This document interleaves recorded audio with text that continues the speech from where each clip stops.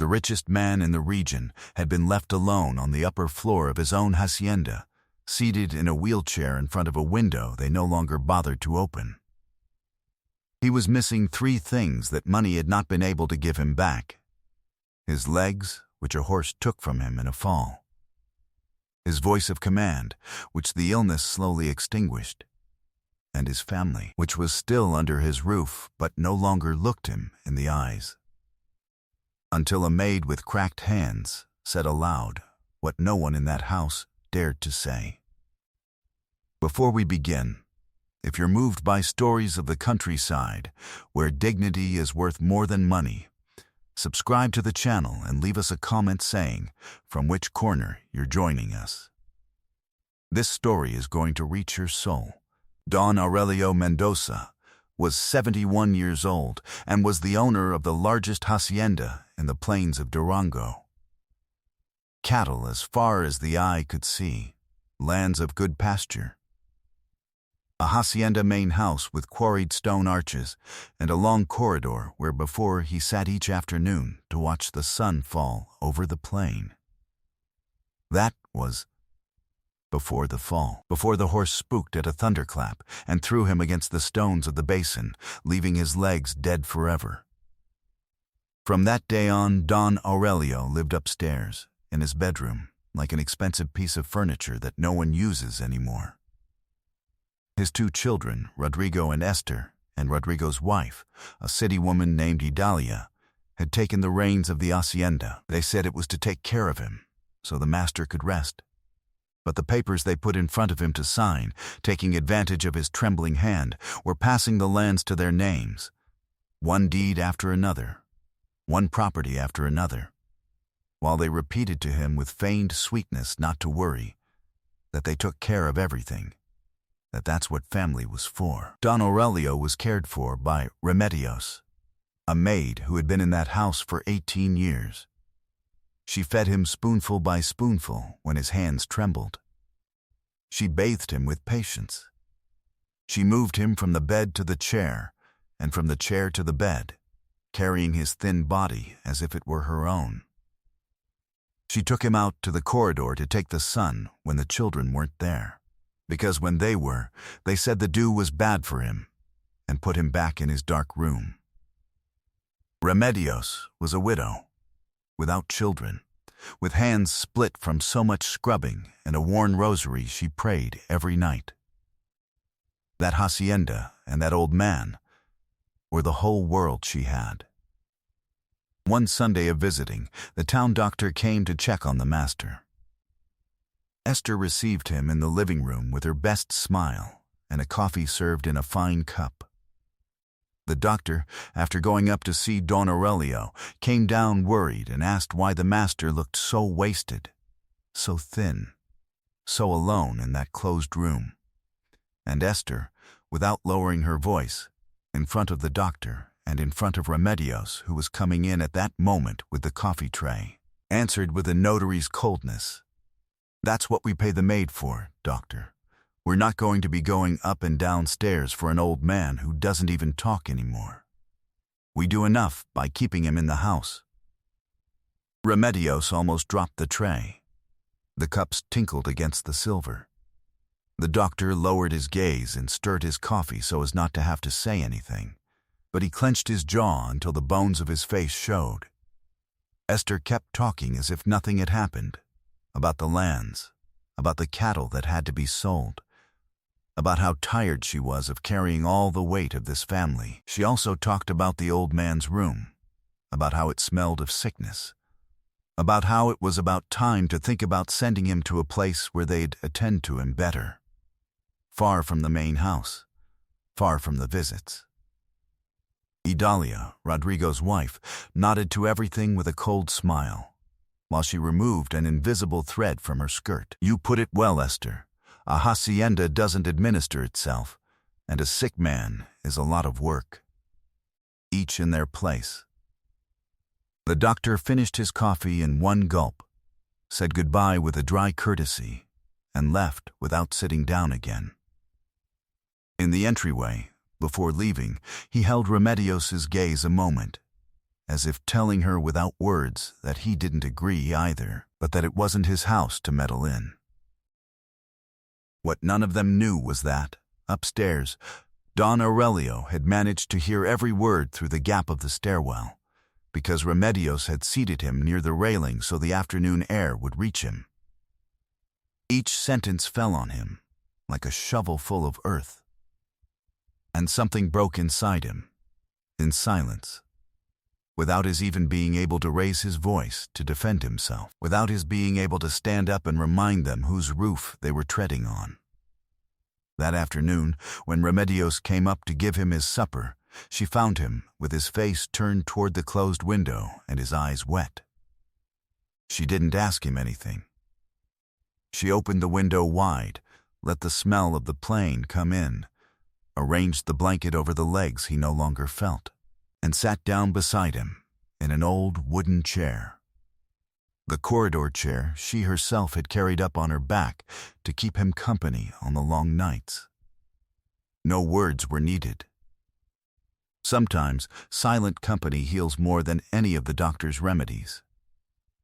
The next day, the children left early for the town to arrange some matters with the new notary. Remedios took advantage of the silence of the house to bring Don Aurelio down to the corridor, where they no longer let him be. She settled him in his chair facing the plains, put a mug of good hot cafeteria in his trembling hands, and for the first time in many months, the old man watched the sun fall like in the good times, with that slow gold coming down over the grass. "Master," Remedios told him slowly, drying her hands on her apron, "you're not a piece of furniture. You're the owner of all this you see, even if they've made you believe it's worth nothing anymore." The old man didn't answer right away. He stayed looking at the plain, the cattle in the distance, the fences he himself had raised when young with his own hands, stone by stone, before the money came and hardened his heart. A tear came slowly down his wrinkled cheek, and he did nothing to wipe it, because it had been a long time since anyone looked at him enough for him to have to hide it. Don Aurelio moved his lips. It was hard for him to talk. The words came out broken and slow since the illness.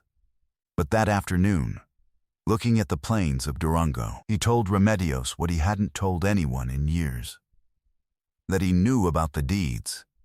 That he knew his children were counting the days waiting for him to die. That he signed the papers because he no longer had the strength to fight, and because it hurt less to surrender than to discover, again and again, that his own blood preferred him underground. Remedios listened to him without interrupting, without letting out a tear of pity that would humiliate him. And when he finished, she did something no one in that house had done in years. She took his trembling hand between hers, cracked from so much work, and squeezed it firmly, looking him in the eyes as an equal. "As long as I'm here, Master, you don't surrender. Even if your body doesn't respond, your name still commands in this land." So began a small ritual between the two of them, hidden from the children. Each morning, before they woke, Remedios brought Don Aurelio to the window and opened the curtains for him to watch the dawn over the plain, with the low fog and the first birds. Each afternoon, when they went out to their matters, she brought him down to the corridor to his chair. She read aloud to him the pages of an old newspaper, even though they were out of date. She told him how the cattle were doing according to what she heard from the farmhands. She brought him wildflowers in a clay jar and put them where he could see them. Little by little, something came back to the old man's eyes that had gone out. A spark. The will to hold out one more day, to see one more dawn. One of those afternoons, Doaluca came up to the corridor. A little old woman from the ranch below, who had known Don Aurelio when he was young, when he still rode and commanded on the plain. She brought a basket with goat cheese and a bunch of herbs for the aches. "I heard the master was unwell," she said, sitting down on a stone of the corridor with the shawl held tight. "And I also heard that no one of his blood brings him down to take the sun." What things, right? One works all one's life for the children, and in the end a stranger takes care of you. She left the cheese for Remedios, and, before going down, squeezed Don Aurelio's hand. We're still here, Master. Those of us who love you for real, we're still here. There was an afternoon when Don Aurelio broke down. Looking at the plains, with the mug trembling in his hands, he confessed to Remedios that as a young man he had been a hard man, that maybe that was why his children had turned out cold, that perhaps he deserved that ending for not having known how to love in time. Remedios took the mug from him before it spilled and told him clearly, "What you were as a young man is already past, Master.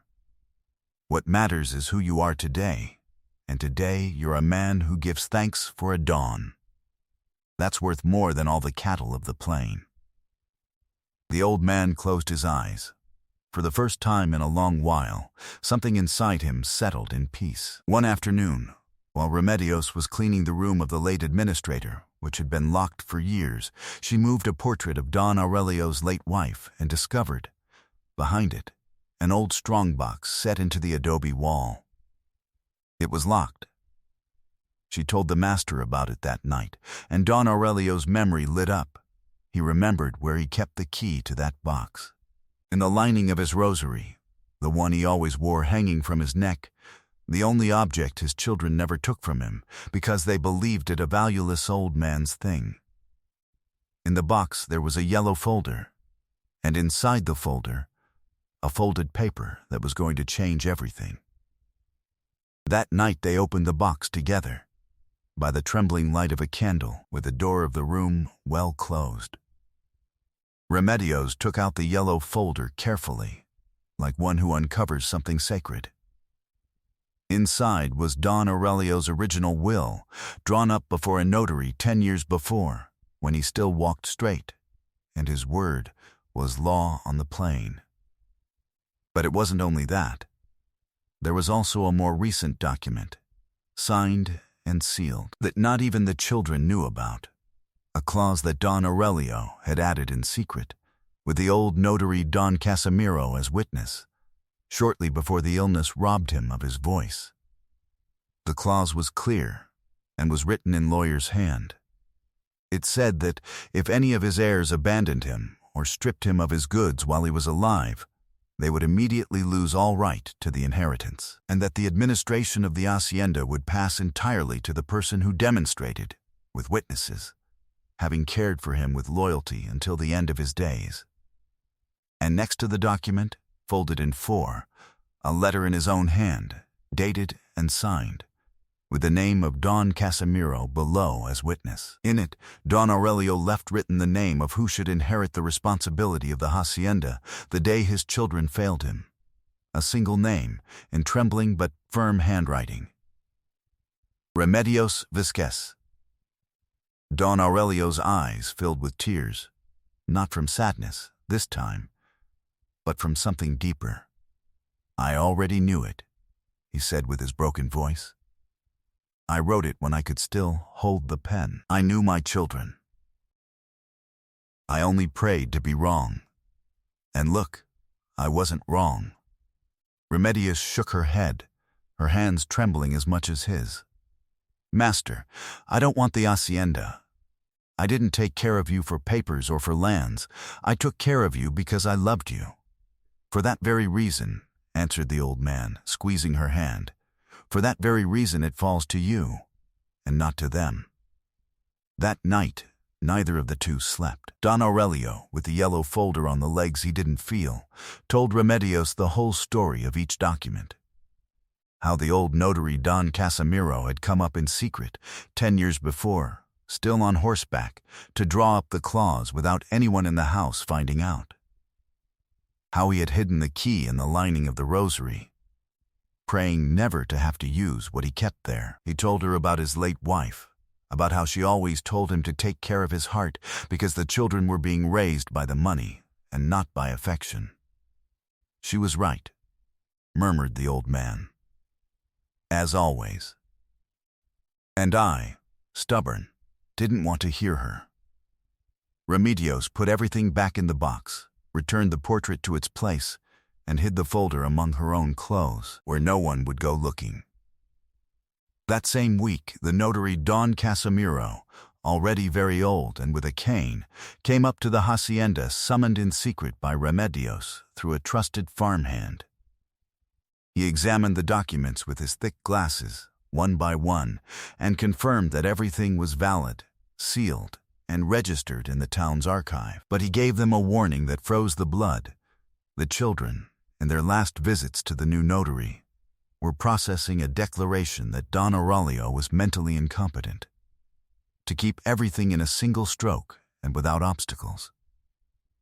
"If they sign that paper before you move yours," said the old notary, "not even God can save them. We have to get ahead of them." There was no time to lose. For 3 days, Don Casimiro and Remedios prepared everything in silence, while the children kept believing the old man was a piece of furniture that signed whatever was put in front of him. They notified the town doctor, who agreed to put in writing that Don Aurelio was in full use of his faculties. They gathered 2 old farmhands as witnesses of how they had abandoned him. Everything was left ready, kept, waiting. There was no time to lose. The following Sunday, Rodrigo, Esther, and Idalia returned from the capital accompanied by a lawyer in a fine suit, with a briefcase full of papers and the firm intention of putting the old man to sign the last deed. They went up determined to the bedroom and found that the wheelchair was empty and the bed made. They came down alarmed, calling out loudly for the maid. And on reaching the corridor, they stopped short. There was Don Aurelio, seated in his chair facing the plains, with a rosary between his fingers, Don Casimiro, the notary, at his right, and Remedios standing behind him with her hands crossed over her apron. On the quarried stone table, the documents were open in plain sight. "What does this mean?" exclaimed Rodrigo, red with rage. "Who brought the old man down here? Remedios, I told you 1,000 times that the dew is bad for him." Esther went straight to the table and recognized the papers. Her face changed color, from surprise to fury. "This is illegal," she said, slapping the will. "A maid can't inherit anything from this family. My father isn't in his right mind. Anyone can see it." It was then that Don Casimiro, the notary, spoke with the serene calm of his 80 years without getting up from his seat. "Your father was more sane than you the day he signed this, miss. And he signed it 10 years ago. Not yesterday or under pressure. I didn't invent the clause, he dictated it. Whoever abandons, loses, and there are witnesses to spare of how they abandoned him in that room." He fixed his eyes on Esther. "I myself was present last Sunday, waiting for your father. When you told the doctor, that's what we pay the maid for." Those were your words, in front of a doctor who can repeat them before a judge. The silence in the corridor became heavy as a stone. Esther opened her mouth, but this time there was no paper on the table that could save her, no feigned sweetness that would serve. Rodrigo looked at Idalia seeking help, but Idalia had gone as white as the whitewash of the walls, because she understood, before her husband, that everything was lost. Outside, in the patio, several farmhands had stopped their work and looked toward the corridor in silence, no longer hiding it. The news that the master had come down on his own and was surrounded by a notary, and papers had run like dry fire all over the main house. "This isn't going to stay like this," Rodrigo let out at last, gesturing. "We have lawyers. We have contacts in the capital. A servant isn't going to take from us what is ours by blood." Don Casimiro didn't even flinch. "Abandonment isn't inherited by blood, young man. The right is inherited. And you lost the right the day you left your father thrown in a closed room while you passed the lands to your names. Every deed you had him sign is dated. Each one proves what you did. If you want to take this before a judge, go ahead, The only thing you'll achieve is that all of Durango will find out, with first and last names. And then Don Aurelio, the man they had left for dead in a wheelchair, gathered all the strength he had left in his chest and spoke slowly, with a broken but firm voice, looking at his children one by one. You took the lands from me, believing that with that, you took my dignity. But the dignity was never in the lands. It was in the one who brought me up to the sun each afternoon without asking me for anything in exchange. The people who eat at your table when you're standing aren't always the same ones who stay when you fall. Remedios, behind him, put a hand on his shoulder. She didn't say a single word. She had already said everything that afternoon on the corridor, when she dared to call him the owner of his own house, when no one else treated him like a man.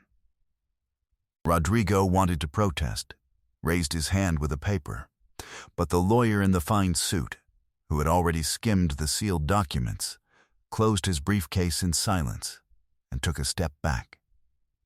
There was nothing to do there, and he knew it better than anyone. The three left the corridor without turning their faces, crossing the patio under the silent gaze of the farmhands. By Monday, the whole plain of Durango knew how the children of the rich Don Aurelio had been dismissed by a will that they themselves, with their coldness, had provoked. They didn't go to prison. No one touched them or shouted at them. They only lost, in front of the whole town, the only thing that truly mattered to them in this world. What they believed was theirs by surname. That spring, the hacienda main house came back to life. Remedios, contrary to what anyone would have done in her place, didn't throw the children out into the street as they would have thrown her. She left them a modest pension and a roof far from the main house, but the administration of the land remained in her honest hands. She had the windows that had been closed for years opened wide, until the air of the plain ran through every room again. The corridor filled again with people on Sundays, farmhands with their families, neighbors, the town doctor, Doa Luca from the ranch below.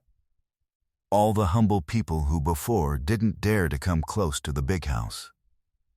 Don Aurelio, in his chair, presided over the long table under the quarried stone arches, and although his legs never responded, his voice had come back whole, and he laughed, as he hadn't laughed since before the fall. The corridor chair, that old wooden one Remedios had carried up on her back to keep him company on his worst nights, now had its place of honor right next to his, and no one in the hacienda sat in it without permission. On the backrest, Remedios had tied a ribbon, and sometimes she hung the master's rosary there when he fell asleep in the sun. One Sunday afternoon, with the table set and the people gathered under the dusk, Don Aurelio took Remedios's cracked hand in front of all those present. "I never thanked you properly," he told her, with his eyes wet again. Remedios, embarrassed, wanted to withdraw her hand. "There's no need, master. I only did what any Christian would do." But he held it with the little strength he had. "There is a need. You gave me back my name the day everyone had taken it from me, and that isn't paid with lands or with cattle. Because the door that opens out of compassion, without expecting anything in exchange, ends up being the only one that truly leads home. Surnames and blood sometimes fall apart when there's the weight of a sick old man to carry, but loyalty stays, and in the end, it's the only thing that truly weighs." Has the person you least imagined ever turned out to be the one who most needed you? Or the one who most loved you without asking you for anything? If this story reached your heart, leave me a comment telling me what touched you most about it. Give it a like, subscribe to the channel, and turn on the bell so you don't miss the next story. And share it with someone who needs to remember today that dignity isn't inherited with a surname, but is earned with presence and with hands that don't let go. Thank you for accompanying me to the end, from heart to heart. And remember, Never underestimate the quiet person who serves you coffee each morning. Because sometimes they're the only one who will stay by your side when everyone else is gone.